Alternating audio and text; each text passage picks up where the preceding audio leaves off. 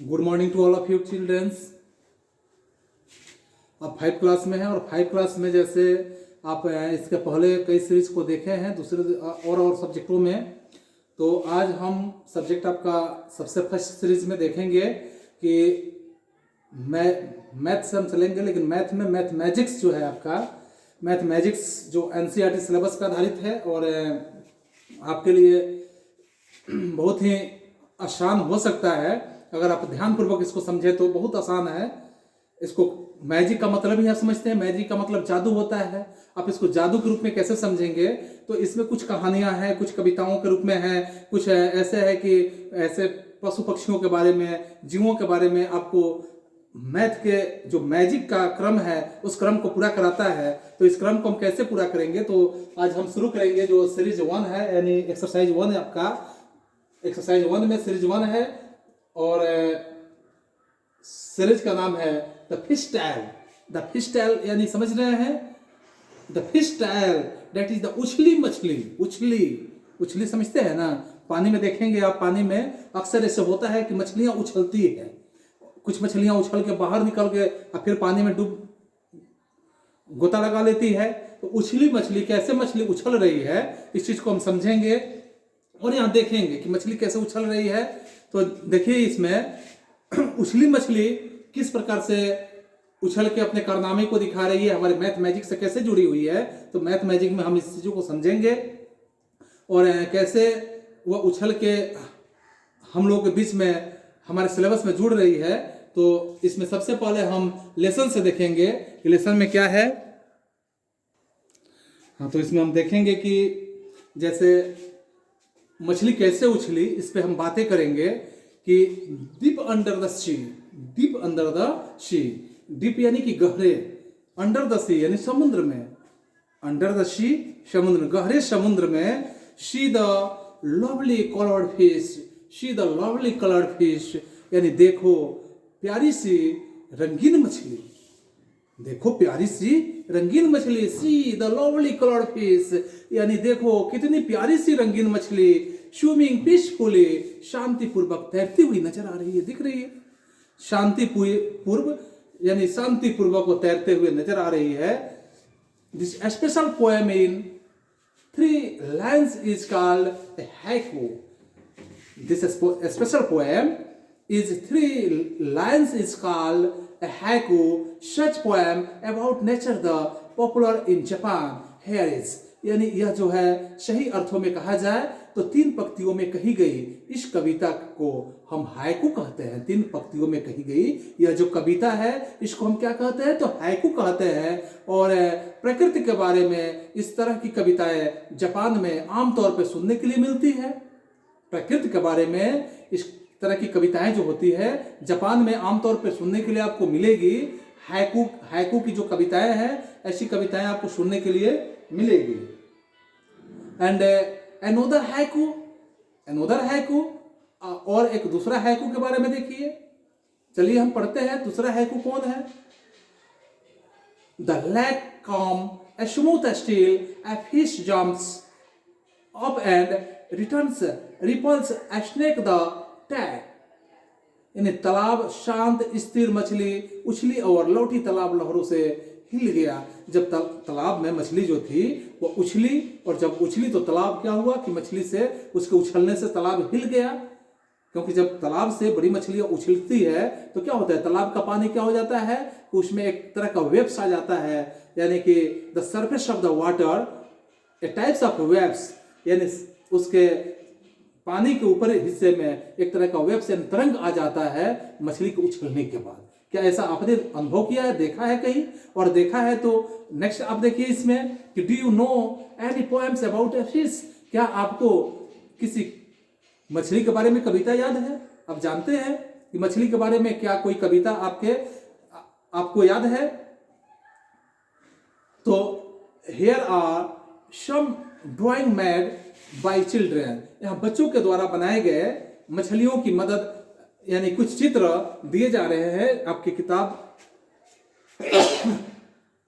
आप किताब में देख सकते हैं कि आपकी किताब में कुछ मछलियों के फिगर्स दिए गए हैं और ऐसे ड्राइंग किया गया है, जो बच्चों के द्वारा ड्राइंग किया गया है वैसा पिक्चर आप अपने जो मैथमेटिक्स है, तो मैथमेटिक्स के बुकों में आप देख सकते हैं कि कैसे ड्राइंग किया हुआ है बच्चों के द्वारा।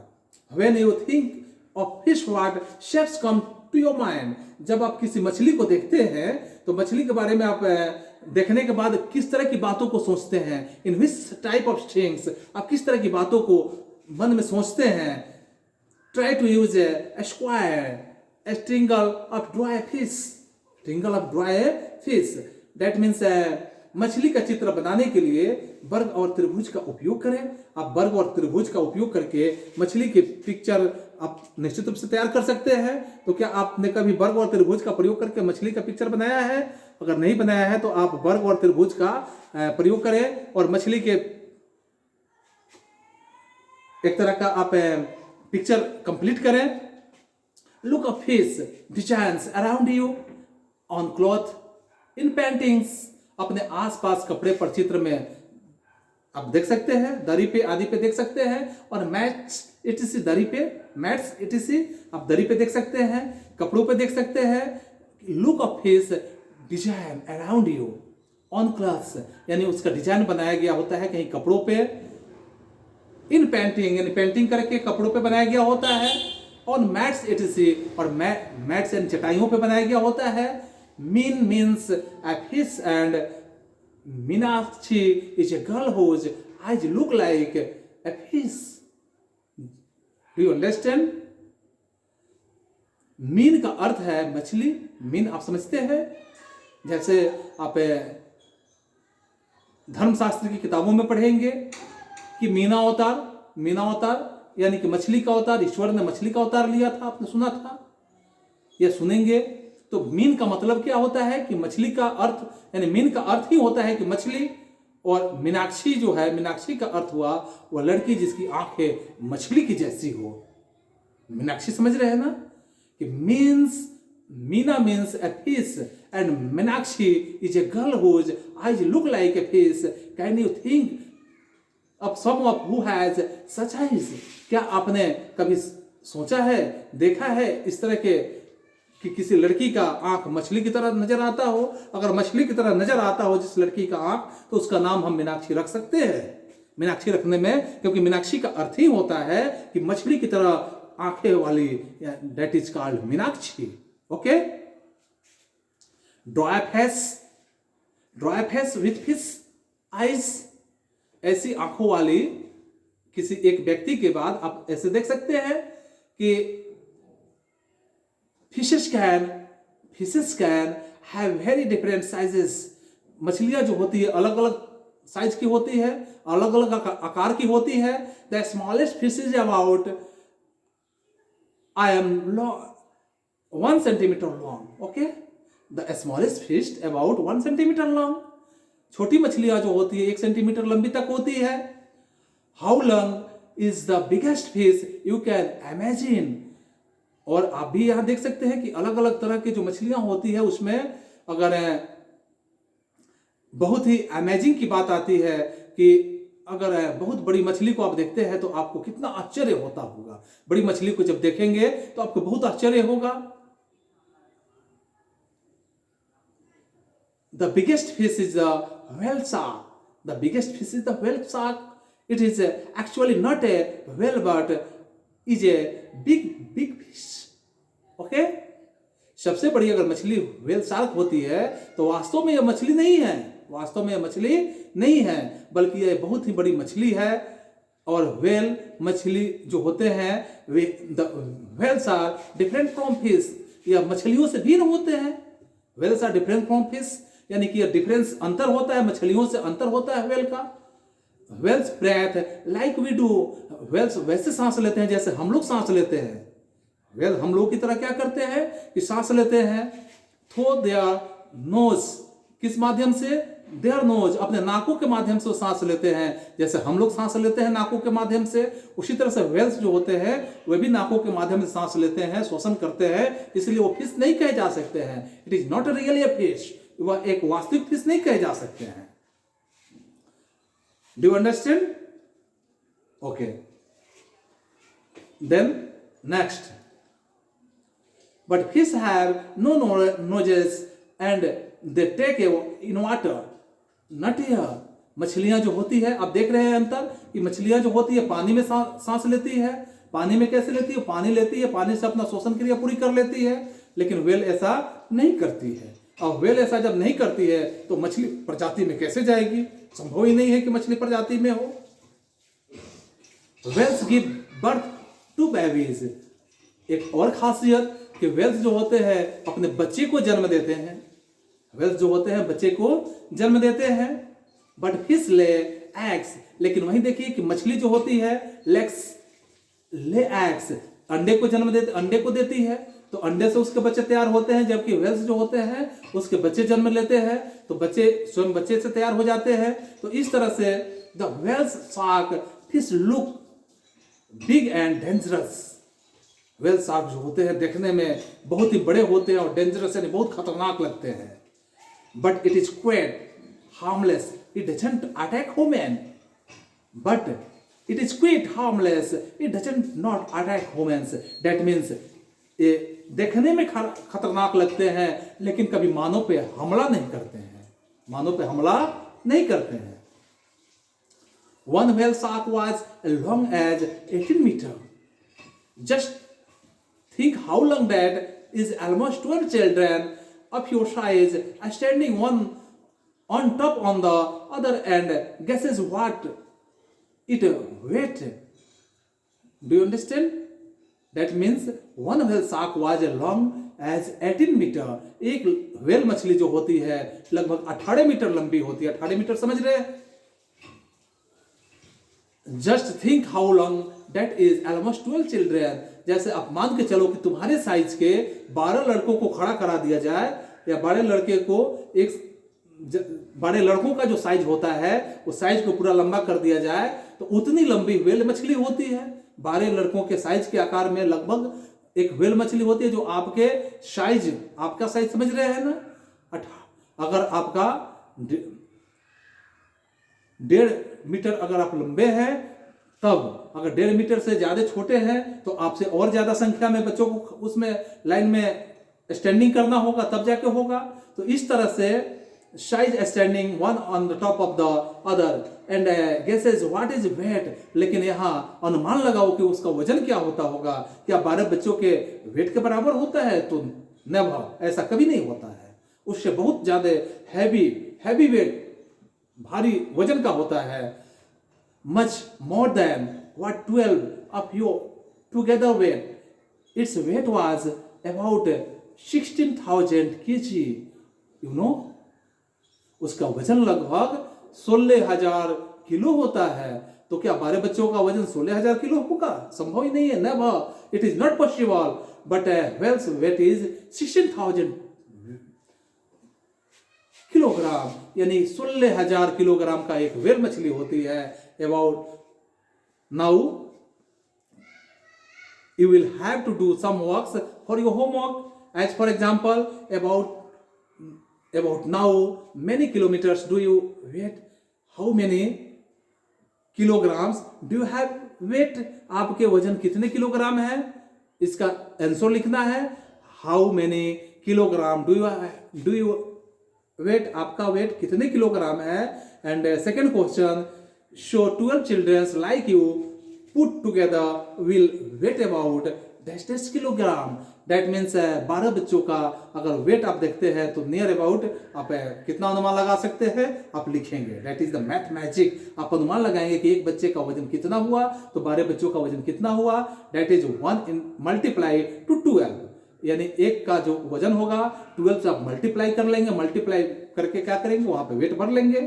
Okay, that is the second question. And another third question about how much more does the whale shark weight than 12 children like you put together। यानी आप अनुमान लगा सकते हो कि अगर एक व्हेल मछली का 16,000 किलोग्राम वेट होता है तो 12 लड़कों का वजन, यानी कितने लड़के उसमें लगेंगे। तो कितने लड़के लगेंगे तो हम क्या करेंगे कि उसमें कितने अनुपात में कम है तो हम 16,000 किलोमीटर में डिवाइड कर देंगे 12 से, और जितना आएगा आपका आंसर कंप्लीट हो जाएगा। Okay, that is the 16,000 kilometer dividation 16,000 kilometer dividation 12। Students 12 boys okay the fish tail अब हम बात करेंगे द फिश टेल के बारे में now the fish tail do you know the fish tail मछली की पूंछ टेल यानी पूंछ मछली की पूंछ की बात करेंगे कि मछली की पूंछ कैसे होती है मछली की पूंछ की क्या खासियत है what is the importance of the fish tail that listen be carefully about it okay now to see the difference between whales and fish look carefully at their tails okay to see the difference between चलिए हम लोग देखते हैं कुछ अंतर को किसके अंतर को whale and fish look carefully at their tails यानी एक whale का और मछली के पूंछों का अंतर देखते हैं कि अंतर क्या है पूंछों में कि whale में और मछली के पूंछों में क्या अंतर है you can see that the fish tail stands flat along its baby but the tail of the whale almost look like two legs. Can you spot the fish in the picture? You can see in your book the picture. यानी मछली समुद्र में बड़े बड़े झुंडों में तैरना पसंद करती है मछलियां जो होती है झुंडों में ही तैरना पसंद करती है और जब झुंडों में तैरती है तो उन्हें डर नहीं लगता है जब मछलियां झुंडों में होती है तो वो भी नहीं डरती है और झुंडों से अलग रहती है तो मछलियां भी डरती है कि उस पर कोई दूसरा हमला न कर दे उसे नुकसान न पहुंचा दे वे बड़ी मछलियों से सुरक्षित महसूस करती है क्या तुम स्कूल में अपने आप को सुरक्षित महसूस करते हो can you spot the fish at the picture okay now I M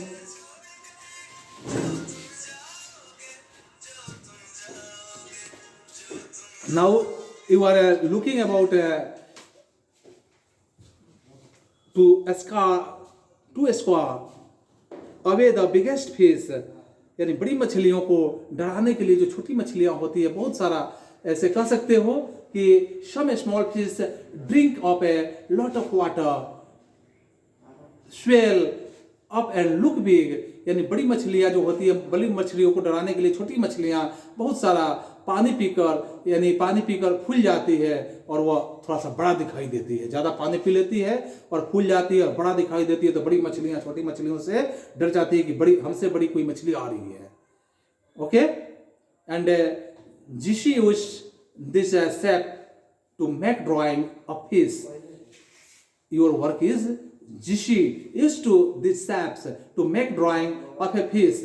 Now you also use some shapes to draw the different sea animals shown below. यानी आपको कुछ जंगली पानी के जो जीव है पानी के जीवों के कुछ फिगर्स बनाने हैं और बना के क्या करने हैं कि आपको मेरे व्हाट्सएप पे फिर सेंड करने हैं जैसे मैंने बताया था आपको as for example sea urchin यानी समुद्री जो अर्चिन होता है उसका एक फिगर बनाने हैं उसके बाद लॉबस्टर का एक पिक्चर बनाने हैं इसके बाद ईल का एक पिक्चर बनाने हैं और उसके बाद रेड स्नैपर का एक पिक्चर बनाना है एंड क्लेम यानी शिपी का एक पिक्चर उसके बाद पैरट फिश यानी पैरट मछली का और ऑक्टोपस आपने देखा है ऑक्टोपस का एक पिक्चर बनाना है उसके बाद जेलीफिश का यानी जेली मछली का एक पिक्चर बनाना है स्क्वेड जो होता है स्क्वेड का बनाना है एंड सिल्वर